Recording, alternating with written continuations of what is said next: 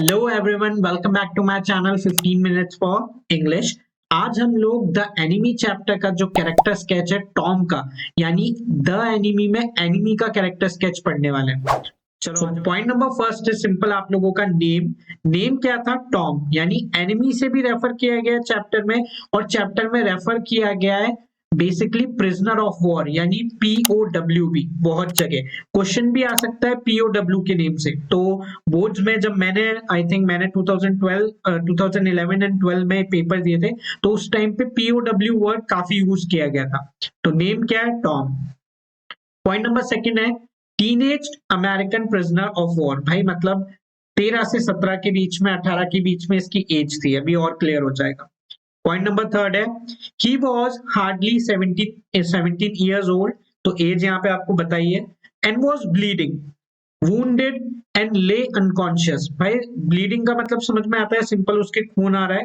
Okay, wounded का मतलब उसके घाव है, बैक पे उसके गोली लगी है। एंड ले अनकॉन्शियस का मतलब यहाँ पे क्या है? भाई बेहोश पड़ा है, उसको होश नहीं है अभी। पॉइंट नंबर फोर्थ है captured and tortured by the Japanese but somehow escaped. Okay भाई, वहां पे उसको पकड़ लिया था, जापानीज वालों ने उसको पकड़ा।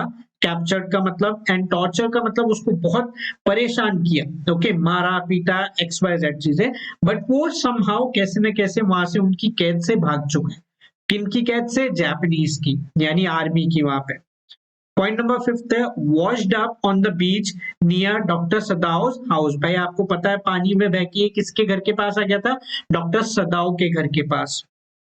पॉइंट नंबर सिक्स है टॉम इज अनकॉन्शियस और sleeping for much of his time. Okay भाई, जो चैप्टर है ना, उसमें स्टोरी ऐसे बताई गई है कि काफी टाइम तो ये सोया हुआ है और अनकॉन्शियस है, क्योंकि उसकी हालत बहुत खराब है।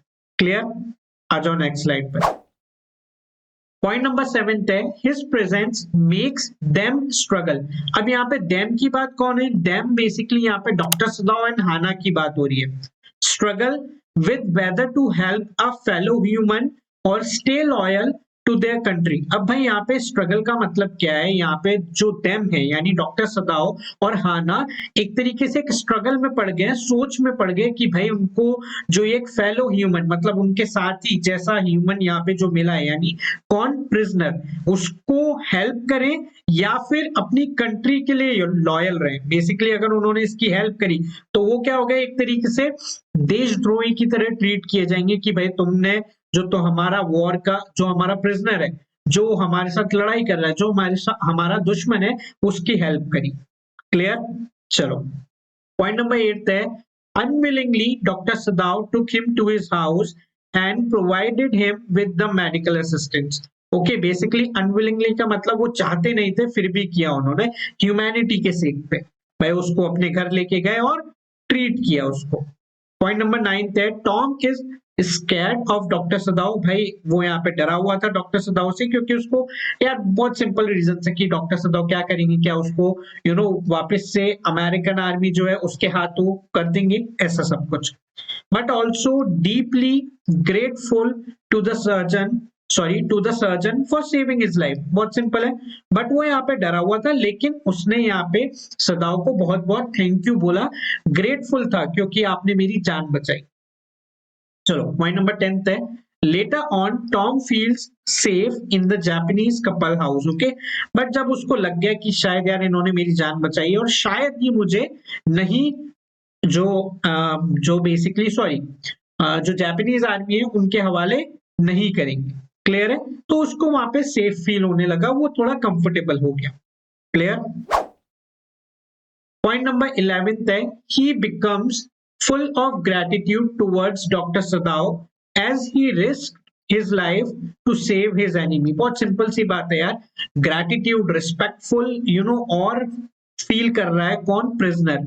किसको लेके? डॉक्टर सदाओ को लेके, क्योंकि उन्होंने एक्चुअल में एक एनिमी की लाइफ सेव करी है, दुश्मन की लाइफ को बचाया। पॉइंट नंबर 12 है at the end Tom acted as a catalyst for human kindness. भाई कैटलिस्ट का बेसिक मतलब क्या होता है? यहाँ पे बेसिक मीनिंग है कि एक ऐसा ही थिंग जिसकी वजह से चेंज हुआ हो, किसी चीज में चेंज हुआ हो। तो ह्यूमन काइंडनेस और ज्यादा आई किसके अंदर? डॉक्टर सदाओ के अंदर और हाना के अंदर। तो वो चेंज किसकी वजह से हुआ? टॉम की वजह से हुआ। सो ये है सिंपल एंड काफी लेंदी है। आप लोग आराम से जो मेरे पॉइंट्स हैं उनको मिक्सअप करके 80 to 100 वर्ड्स का कैरेक्टर स्केच बना सकते हो। क्लियर? यहाँ पे आप लोगों का टॉम का द एनिमी का कैरेक्टर स्केच कंप्लीट होता है। बाकी भी जितने भी कैरेक्टर स्केचेस हैं क्लास 12 के वो आपको मिल जाएंगे प्लेलिस्ट में। डिस्क्रिप्शन में लिंक है, ऊपर कार्ड्स में लिंक आ रहा होगा, कहीं से भी देख सकते हो। फॉर मोर वीडियोस मेरे चैनल को लाइक करो, subscribe. Thank you so much.